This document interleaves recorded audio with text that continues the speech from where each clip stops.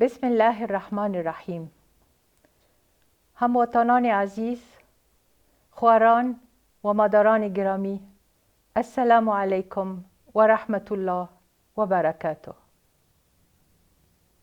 میخوام روز جهانی زن را برای همه هموطنان عزیز کشور که چه در شهرها و چه در اطراف زندگی میکنند تبریک بگویم. بسیار جای خوشی است تا 1.5 سال که به زنان از سراسر افغانستان دید و بازدیدها داشتم و از فعالیت‌های مثمر در بخش‌های مختلف آگاهی پیدا نمودم که زنان افغان به سهم بارز خود ثابت نمودند که یک رکن اساسی جامعه هستند.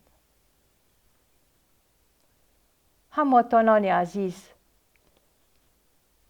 حضور، جرأت و نقش زنان در بخش‌های حیاتی جامعه مانند معارف، صحت عامه، سکتور امنیتی، سکتور زراعت من را امیدوار می‌سازد که سهم زنان هر روز در بازسازی افغانستان عزیز ما مهمتر می‌شود. در پایان از همه مردم کشور خوشمندم به همه زنان در فامیل، محل کار و در تمام جامعه با احترام رفتار نمایند.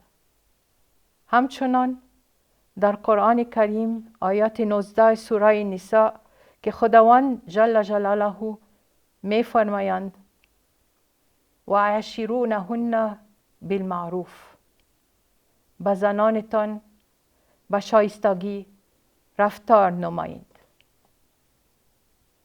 باز روز جهانی زن تبریک میگویم و من الله التوفیق.